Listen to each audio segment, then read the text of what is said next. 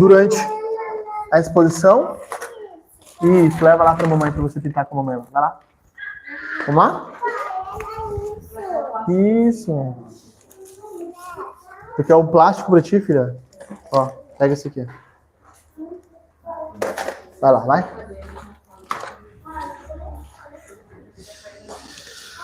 Amém, meus irmãos. Fiquem à vontade, sentem-se. Quero ler com vocês o texto de Romanos, capítulo 2, para nós seguirmos a nossa exposição do texto bíblico. E nós vamos terminar o capítulo 2 hoje. Eu gosto que a gente vai assim, vai parte por parte, né? Então hoje nós vamos encerrar o capítulo 2, que diz assim, Romanos, capítulo 2, versículo 17. Eu não botei hoje ele, não. Falei, fui menino. Fui menino, não botei o texto. O texto diz assim, os judeus e a lei. Versículo 17.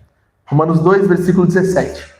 Mas se você diz que é judeu, confia na lei e se gloria em Deus, se você conhece a vontade de Deus e aprova as coisas excelentes, sendo instruído na lei, se você está convencido de que é guia de cegos, luz dos que se encontram em trevas, instrutor de insensatos, mestre de crianças, tendo na lei a forma de sabedoria e de verdade. Versículo 21. Você, pois, que ensina os outros, não ensina a si mesmo. Você que prega que não deve se roubar, rouba. Você que diz que não se deve cometer adultério, adultera. Você que detesta ídolos, rouba os templos. Você que se gloria na lei, desonra a Deus pela transgressão da lei. Versículo 24. Pois está escrito, o nome de Deus é blasfemado entre os gentios por causa de vocês. Versículo 25. A circuncisão tem valor se você pratica a lei. Mas se você é transgressor da lei, a circuncisão já se tornou uma incircuncisão.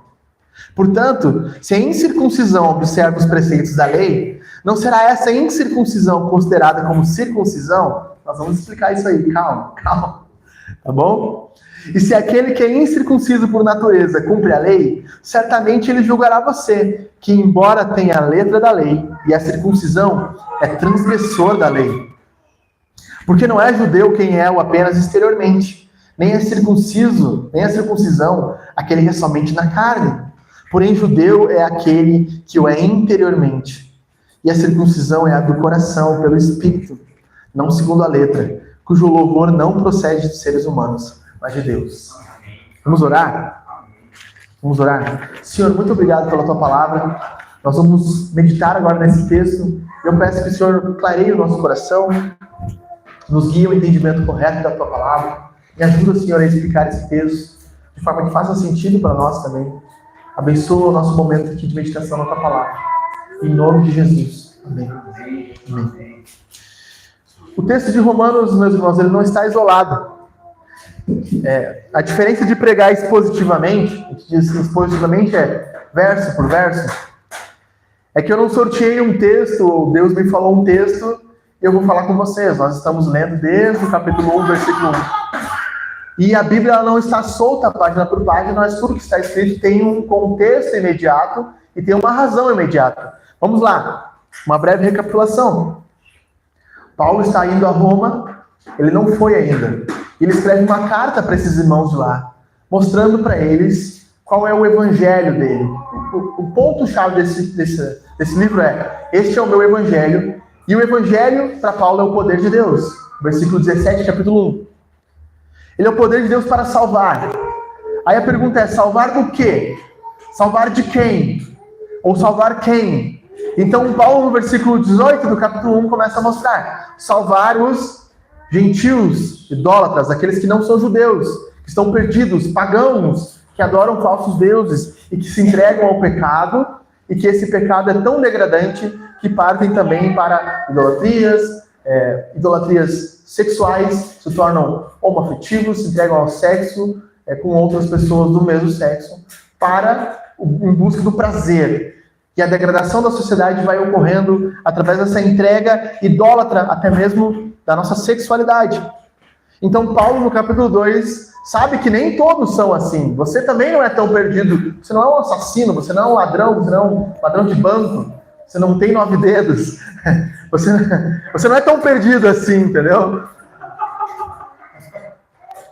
Aí você diz, não, Paulo, eu não sou esse cara aí que você está falando no capítulo 1. Paulo diz, não, perfeito, você não é esse cara, mas você é moralista. Porque você se julga pelos outros. Os outros são piores do que eu, portanto eu sou melhor. E Deus me aceita porque eu sou melhor. E Paulo diz, não. Deus não te aceita por você ser melhor ou pior. Porque interiormente você está quebrado. Então Paulo pega esse homem que se acha moralista, estoico, perfeito, eu tenho uma moral melhor, e quebra. Aí o judeu, ouvindo isso, fala assim, pô, perfeito. O que eles precisam? Eles precisam da Torá. Eles precisam da revelação de Jeová, de Javé. E nós somos o povo que tem isso. Paulo lida com aqueles que são pagãos, ateus, idólatras, lida com os moralistas, e agora Paulo olha para os religiosos. E ele vai bater nos religiosos. Ele vai mostrar que o evangelho salva os religiosos da falsa esperança, da ilusão da religião. Por isso que o título do sermão hoje é o evangelho e a falência da religião. O que é religião, meus irmãos? Religião é todo o sistema de crença que promete um acesso ao divino, ou uma pós-vida, ou um escatom. A gente usa, escatom significa um paraíso. Todo processo religioso, seja ele por meio de rituais ou não. Por exemplo, o comunismo, o socialismo, oferece uma visão de mundo utópica, perfeita. Quando todos estiverem nivelados, recebendo igual, tendo salário, dividindo tudo.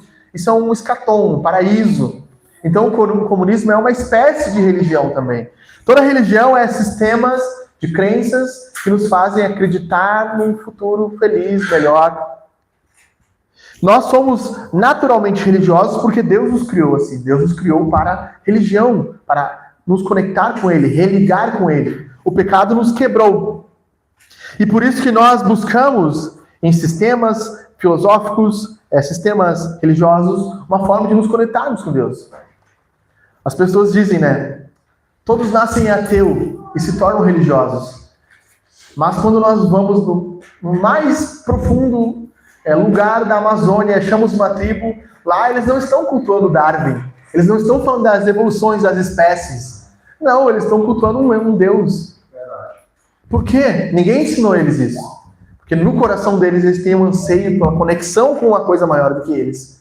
E embora ninguém tenha ensinado eles ainda, eles já têm uma noção de religião. Então, o ser humano não nasce ateu, o ser humano nasce religioso, com um anseio religioso, um anseio por algo. E nós vamos aprender aqui nesse texto que todas as religiões falham em apresentar essa ligação com Deus, com exceção do Evangelho. Todas as religiões do mundo estão em falência, com exceção do Evangelho. E Paulo mostra isso de 3 formas, meus irmãos. Primeiro, a ilusão da religião. A religião ilude, nos leva a confiar em coisas que não podem nos salvar. Em segundo lugar, a religião nos torna hipócritas, então é a hipocrisia da religião. Em terceiro lugar, a falência total da religião. Portanto, no versículo 17 ao 20, Paulo diz, mas se você se diz que é judeu, confia na lei e se gloria em Deus. Judeu é uma expressão que não se tem muito ao certo quando surgiu. Alguns acham que foi um pouco antes de Cristo. Os judeus não chamavam judeus, eles chamavam israelitas, hebreus, né? Mas surge o termo judeu, porque as 12 tribos de Israel, no Antigo Testamento, 10 foram deportadas para a Síria e deixaram de existir. Mas 2 permaneceram, mais especificamente uma permaneceu. A tribo de Benjamim e de Judá. Mas depois se tornou só a tribo de Judá. E a tribo de Judá, então, são os judeus. Aqueles que se invocavam do nome de Deus. Eles diziam, as outras tribos caíram em idolatria, e a nossa tribo, a tribo de Judá, os judeus, são aqueles que permaneceram fiel a Deus. Então Paulo está lidando aqui. Você se identifica com a sua nacionalidade. Eu sou um judeu. A palavra judeu significa aquele que louva a Deus. Então ele tem assim, eu sou aquele que louva a Yahvé. Eu sou aquele que louva o Jeová, o único Deus. Eu faço parte desse povo. Nós poderíamos perguntar, se ao invés de dizer judeu, você não diz assim, eu sou cristão. Eu sou aquele que tem a religião correta no mundo. Eu lembro que quando eu me converti, meu avô tinha uma diarista, muito engraçado isso. E eu estava tomando banho, ouvindo os louvores, e ela estava limpando assim o corredor. Daí ela da janela do banheiro falou assim, ô Alexandre, sabia que eu também sou evangélica? Deu, que legal. Eu só não vou na igreja mais, mas eu dou meu dízimo todo mês, sou evangélica. Olha a concepção dessa pessoa. Ser evangélica para ela é o quê? Ser salva. Para o judeu, eu sou salvo. Veja como nós nos apegamos ao título. Eu sou batista, sou presbiteriano, eu sou reformado, eu sou calvinista. E usamos isso como um meio de nos colocar numa posição de salvos. Eu sou cristão, e por eu ser cristão, eu sou salvo. O judeu confia na lei e se gloria em Deus. Ele tem a revelação. Eu sou um cristão bíblico, tem a palavra de Deus. Tu quer o quê, meu irmão? Minha Bíblia é capa preta. Não é essa com leão na capa aqui, não. Está escrito Bíblia Sagrada. O judeu confiava na revelação. Deus se revelou ao nosso povo. Nós temos os profetas, nós temos o oráculo. Se Deus falou com ninguém, não foi com Iemanjá, não foi com Exu, não foi com Alá, não foi com Allan Kardec. Deus falou conosco na palavra, meu irmão. E eu sou da palavra. Ué, não é assim que a gente faz? Eu sou cristão porque eu tenho aqui o Deus da palavra. Glória a Deus por isso. Aí ele diz, no versículo 18, se você conhece a verdade de Deus e aprova as coisas excelentes, a expressão no grego não é se você conhece a vontade de Deus, é você conhece Deus a ponto de entender quem Ele é, a vontade dEle, o desejo dEle. Ou seja, a ortodoxia, o judeu dizia, eu sei quem Deus é, Deus se revelou para nós, eu faço aquilo que Deus manda, eu faço a vontade de Deus na minha vida. Aí ele diz, se você está convencido que é guia de cegos, no versículo 19, luz dos que se encontram em trevas, instrutor de insensatos. Paulo está dizendo, o judeu, ele diz que ele sabe o que é certo e o que é errado. Eu sei o que é certo e o que é errado. Eu sei que adulterar é errado, eu sei que mentir é errado, eu sei que eu devo pagar minhas contas, eu sei que eu devo fazer tudo certinho. Eu sei o que eu devo fazer da minha vida. O judeu era igual. E ele diz, você é instrutor de insensatos, mestre de crianças, tendo na lei a forma de sabedoria e de verdade. Você não só sabe como você julga o mundo. Aquele cara está em pecado. Aquele lá não é santo. Aquele irmão não é crente. Por quê, meu irmão? Porque eu conheço a palavra, conheço a revelação, eu sei de tudo. Sabe quais são os problemas disso? Elas não são ruins em si, elas são boas. Na verdade, elas deveriam ser um motivo de alegria. Fazemos parte do povo de Deus, temos a revelação, fazemos o que é certo, conhecemos a vontade de Deus, podemos julgar o certo e errado. O problema não é isso. O problema é quando isso se torna o fator decisivo para a tua salvação. Mark Dever escreve num livro uma pergunta muito pertinente que me fez por um bom tempo ficar pensando. Se você morresse e estivesse diante de Deus agora, quais seriam para Deus os motivos que Ele deveria deixar você ir para o céu? Talvez você dissesse, eu sou um cristão, eu creio na palavra de Deus, eu pratico tudo certo, eu sei o que é certo e o que é errado, e eu corrijo os outros ainda. Deus diria, você já pensou que você está vivendo a sua vida toda no que você é? Todo no seu mérito? A confiança da sua salvação está na sua identidade, no que você crê, no que você diz, no que você confia, no que você faz? É isso que Paulo está combatendo aqui.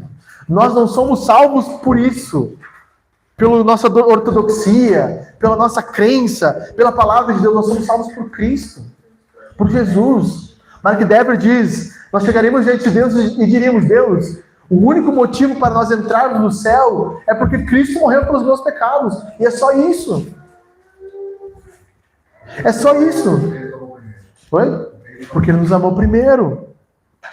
O problema é quando isso é colocado como prioridade na nossa lista de salvação. Senhor, eu mereço ir para o céu porque eu era um pastor e pregava a palavra, eu era um ministro, eu era um bom marido, eu era uma boa esposa, eu era um bom pai. Meu irmão, se isso é a nossa confiança, isso é ilusório. Olha como Paulo diz: mas se você que diz que é judeu, confia na lei. Paulo, você confia em Deus para a sua salvação? Não, você confia na lei. Você se gloria em Deus, e o gloriar em Deus não é que eu dou minha glória a Deus. O judeu se gloriava que ele conhecia o único Deus. Eu tenho o único Deus. A glória do judeu não é em Deus, mas é que ele tem Deus. Olha como a religião nos leva a pegar coisas que são boas e confiar nelas para a salvação. Olha como Paulo quer quebrar o nosso coração aqui nessa manhã. Mérito próprio. Por mais que seja do outro, é mérito nosso. Se toda a certeza da nossa fé estão em aspectos e não na pessoa de Jesus, a nossa fé é frágil, é fraca. Nós estamos iludidos. Estamos pensando: faço, portanto, Deus me aceita.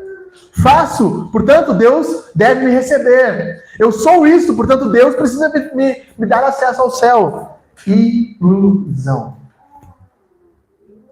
É um castelo de cartas. É, a parte de mim. Em segundo lugar, Paulo mostra a hipocrisia. Porque viver dessa forma nos leva a uma vida hipócrita. Porque isso aqui trabalha só o externo, quem eu sou externamente. Quem eu sou externamente, eu conheço, tenho a palavra, mas Deus conhece o nosso coração. E Paulo diz no versículo 21, você, pois, que ensina os outros, não ensina a si mesmo. Você que prega que não se deve roubar, rouba. Você que diz que não se deve cometer adultério, adultera. Você que detesta os ídolos, rouba os templos. Três mandamentos que Paulo cita aqui. E que alguns teólogos vão dizer o seguinte. Talvez Paulo estivesse citando isso porque alguns historiadores dizem que os judeus tinham 3 grandes pecados na história: roubar, adulterar e idolatria. 3 marcas na história do povo de Deus que são marcas do povo judeu do Antigo Testamento. E vai citar alguns historiadores, Flávio José, como base por isso. Mas eu pensando em por que Deus cita 3 mandamentos que são quebrados: não roubarás, não adulterarás, e o primeiro mandamento: não terás outros deuses diante de mim. Porque esses 3 pecados específicos, eles não nascem de atitudes externas, mas de atitudes internas. Quando nós passamos o catecismo e vimos os 4 últimos mandamentos, nós vimos como o roubo, quando Deus diz no sexto mandamento, não roubarás, nós vimos que o roubo nasce de um desejo interno do nosso coração de ter algo que nós não temos, por meio disso. Porque o correto, estava falando com o André, né? Toda vez que a Bíblia diz não, ela diz um sim. Quando Deus diz não roubarás, o que Deus está dizendo negativamente? Nós não devemos tirar dos outros aquilo que é deles. Mas o que Deus está dizendo positivamente? Nós devemos trabalhar, buscar o sustento e conquistar os nossos desejos. O problema é quando o nosso desejo vence o nosso coração a tal forma que de maneira ilícita eu quero aquilo que não é meu. No nosso coração. E adultério, meus irmãos? Jesus não diz que adultério nasce do olhar impuro? O judeu dizia que adultério é quando você dorme com outra mulher. Ou mulher contra o homem, né? Jesus diz, não, adultério nasce do coração. Roubo nasce do coração, adultério nasce do coração e idolatria. Idólatras são os católicos que se prostram às imagens, aqueles que adoram santos. Deus mostra para nós que é possível construir um altar no nosso coração.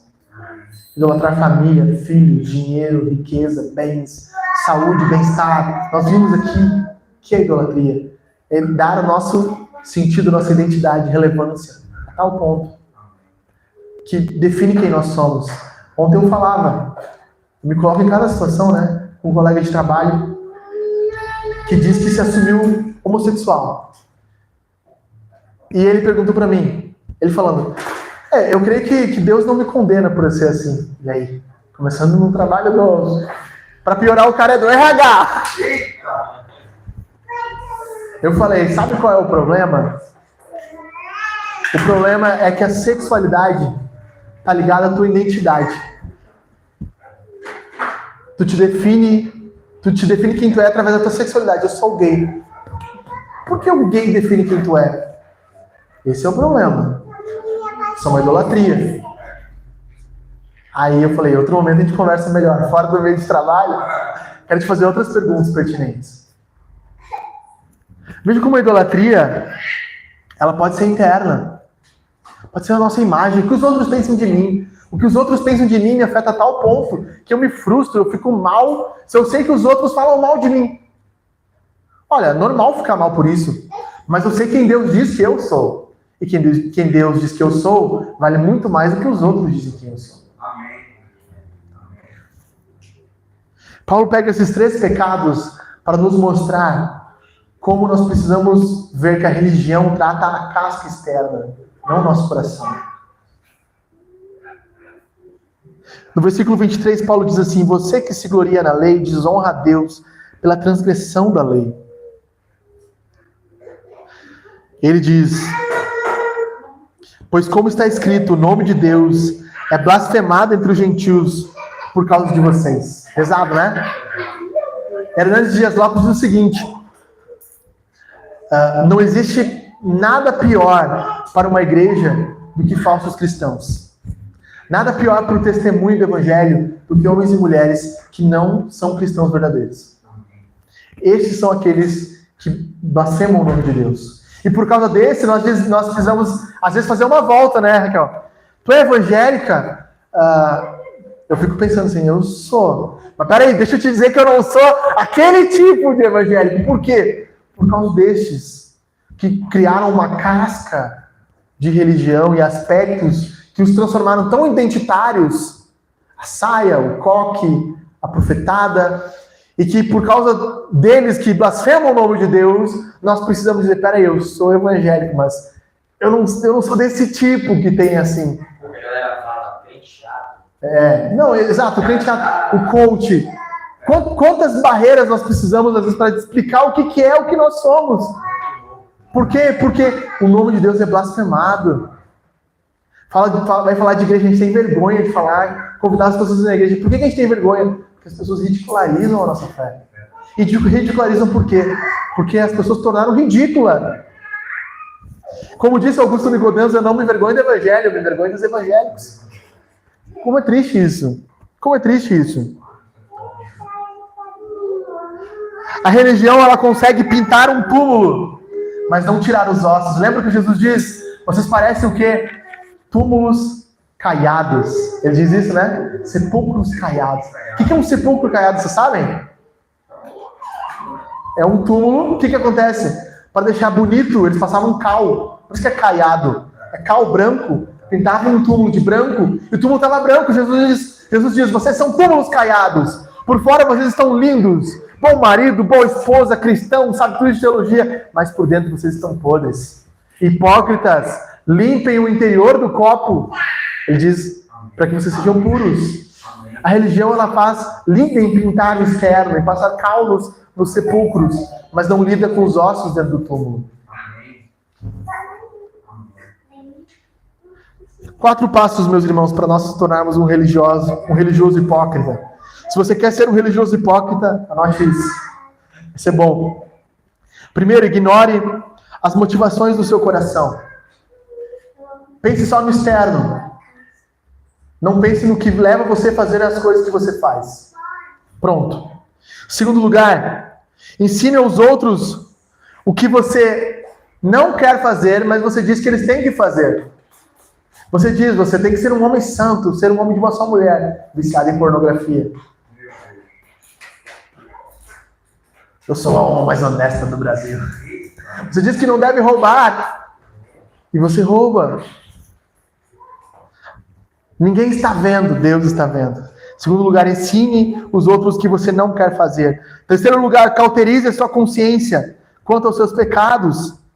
Não deixe que Deus te acuse, não deixe que Deus traga todos os seus pecados. Viva a sua vida como se você não tivesse pecado algum. Você que diz que não deve adulterar e adultera, consciência cauterizada. Você não deve roubar e adulterar, e você rouba e adultera. Como pode, meus irmãos? Eu oro para que Deus não permita que eu faça isso. Eu peço que você ore por isso também. De ser um homem que fala para os outros aquilo que não está disposto a fazer. E nós vemos, às vezes, recentemente foi o Philip Yancey, escritor cristão, 8 anos em adultério, ministrando, pegando a palavra pelo mundo, falando de família, em adultério. Steve Lawson, um pregador brilhante, calvinista, reformado, eu amava as pregações dele. 5 anos em casa com uma menina na igreja. Ravé Zacarias, que ia para debates públicos em universidades, confrontava pessoas, pregava apologia ao cristianismo. Inúmeros casos de adultérios com massagistas e abuso de mulheres, por anos pregando a palavra. O Senhor não nos permite fazer isso. Que o Senhor nos quebre antes. Nos quebre antes de sermos hipócritas, de levantarmos as mãos, mas tendo o coração marcado pelo pecado. Porque ninguém vê, porque ninguém conhece. Deus conhece. Deus conhece.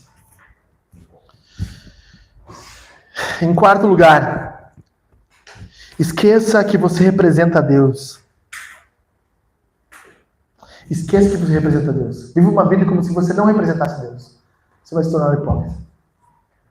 Os religiosos, o nome de Deus é blasfemado. O nome de Deus está ligado ao judeus, aquele que louva a Deus. O nome de Deus é blasfemado. Porque eles esqueceram que eles representavam a Deus.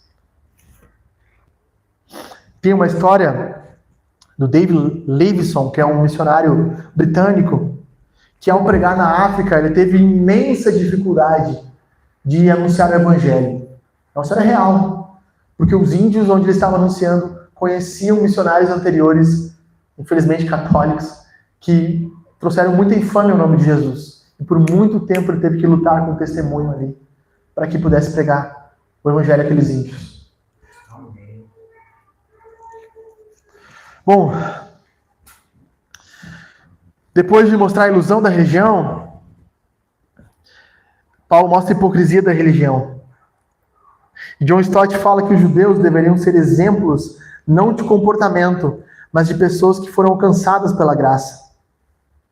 A vida deles demonstrava justamente o contrário. Não é que eles deveriam ser perfeitos. Eles não apontavam para si mesmos, eles deveriam apontar para Cristo, para aquele que os salva dos pecados. O mais triste, meus irmãos, é perceber que aqueles que mais se identificam com o nome de Jesus podem estar nessa situação de desprezo ao seu nome. Não foi assim com Judas? Comeu com Cristo. Quem vai lhe trair, mestre? Aquele que molhar o pão comigo. Comendo com Cristo, face a face. Beija o Cristo. Jesus diz, amigo. Um amigo de Cristo traindo ele. Infelizmente, quando nós somos religiosos, isso acontece. Terceiro lugar, primeira, a ilusão da religião. Segunda, a hipocrisia da religião. E por fim, a falência da religião. Versículo 25, a circuncisão tem valor. Agora Paulo começa a lidar com outra questão. Você sabe o que é circuncisão? Já ouviram falar? Circuncisão é quando se corta a pele externa do pênis, né? Então os judeus receberam esse sinal de Deus. Abraão recebeu o sinal. Você vai cortar esse prepúcio, que a gente chama a pele do pênis, para que você tenha um sinal de aliança comigo. Inúmeros fatores que eu não vou entrar o porquê. Mas era um sinal da lei. Todo aquele que era circuncidado, então pertencia ao povo de Deus. Oi? E vale até hoje. Até hoje eles fazem isso. Então eles usavam esse sinal externo para mostrar que eles eram, de fato, judeus. Paulo diz no Novo Testamento que o batismo é como a circuncisão. E se nós trocássemos aqui a circuncisão por palavra batismo, como ficaria, será? Será que ficaria mais fácil? Vamos ler assim, então. O batismo tem valor se você pratica a lei. Mas se você transgride a lei, o seu batismo se tornou um não batismo. Portanto, se aquele que não é batizado observa a lei, não será esse que não é batizado considerado como se fosse batizado? E aquele que não é batizado por natureza cumpre a lei, certamente ele julga você, que embora tenha a letra da lei e foi batizado, transgride a lei. Porque não é cristão aquele que apenas é interiormente, e não é batismo aquele que somente mergulhou na água. Porém, cristão é aquele que é interiormente, e batizado é aquele que tem o batismo do coração. Não segundo a letra, cujo louvor não procede dos homens, mas de Deus. Como muda, né? E se toda a tua segurança de salvação é porque você se batizou, você faz parte de uma igreja, é isso que Paulo está lidando aqui. Para ficar mais fácil de entender. Paulo está lidando com um símbolo mais distintivo dos judeus. De nada adianta você ser um homem batizado, que guarda os mandamentos, que lê a Bíblia, se você usar isso como uma forma de segurança em relacionamento com Deus.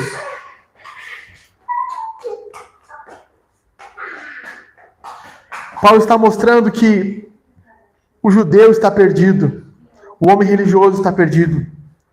Paulo mostra que o batismo sem o batismo do coração, por isso que nós falamos tanto do coração, sem Deus trabalhar no nosso coração, o que significa o batismo do coração? Sem nascer de novo, sem ser regenerado, sem ter uma nova vontade, um novo desejo.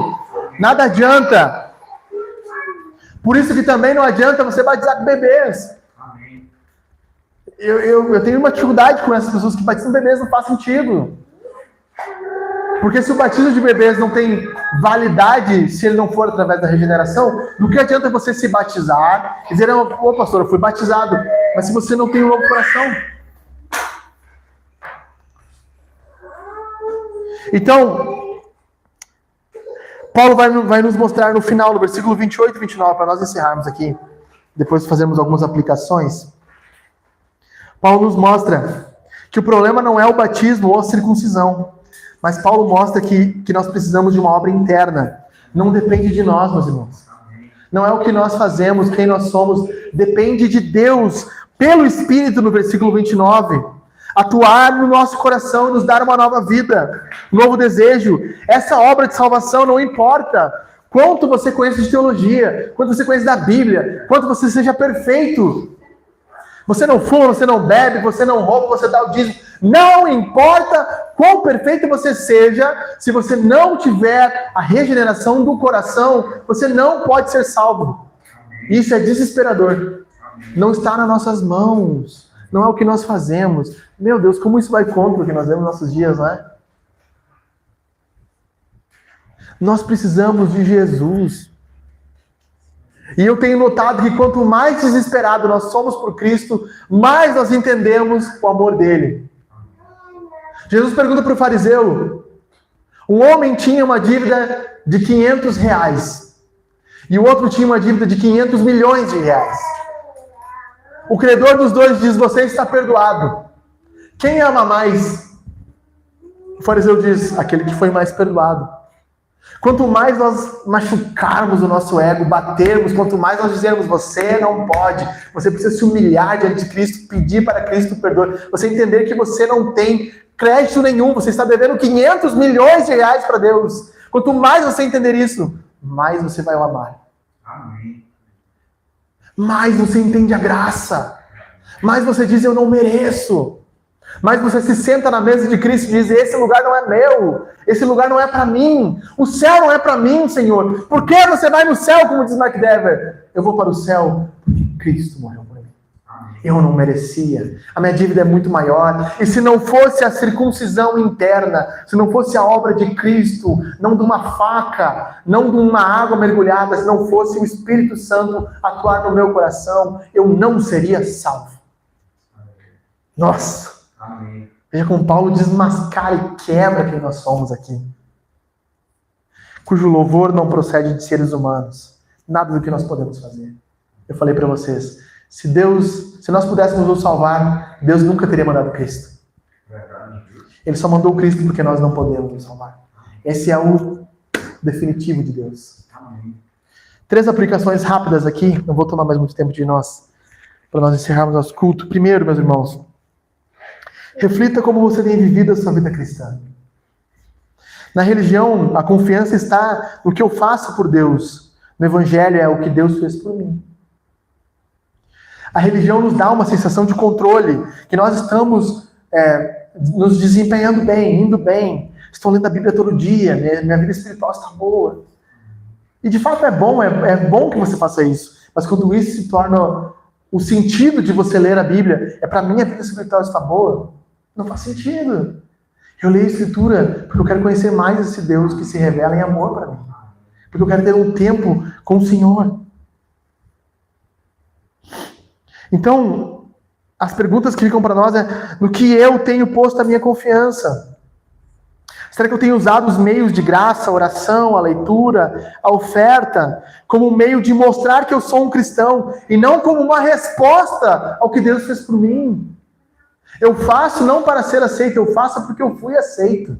Eu faço porque eu fui amado. Eu vou no culto porque eu recebi a salvação e não para receber a salvação.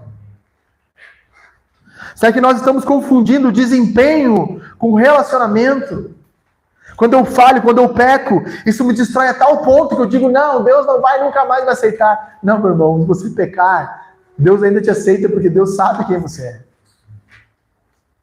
Basta você clamar ao Senhor, se arrepender, voltar em arrependimento e Deus vai lhe perdoar. Agora não é graça barata não. Eu vou viver minha vida em pecado porque Deus me aceita. Não, não é isso não.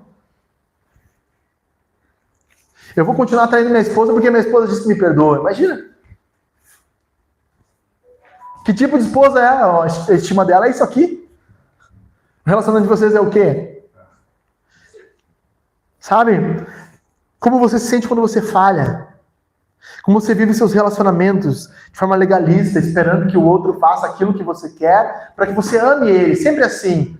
Aquele cara não vou amar porque ele não faz bem para mim. Se Deus diz com você assim, não vou amar a Jana porque ela peca de vez em quando, eu não quero amar ela não. Deus não age assim conosco. Eu não vou pedir perdão para minha esposa porque ela não merece. Ela que errou primeiro. Imagina Deus, você pede perdão aí, senão eu não vou mandar Jesus aí, porque tu que pecou primeiro, eu não pequei. Deus não age assim conosco, meus irmãos. Segundo lugar, quebre suas máscaras. Hoje o Senhor está quebrando as nossas máscaras. E não estou dizendo que nós somos mascarados, hipócritas. É porque é muito fácil nós assumirmos isso. Tem uma música do Estênios Marcius, que ela é... Falando em línguas. Tem uma música do Estênios Marcius que ele fala sobre os soldados que vieram prender Jesus no templo. Quando eles vão pegar Jesus numa pegadinha, né? E os soldados vêm até ele e voltam para os fariseus e dizem, nós não podemos lidar com esses homens. E o nome da música é Máscaras ao Chão. E ele vai narrando a história do soldado quando ele chega até Cristo, e Cristo prescruta o coração dele, e ele diz, as minhas máscaras caíram no chão quando eu ouvi ele falar.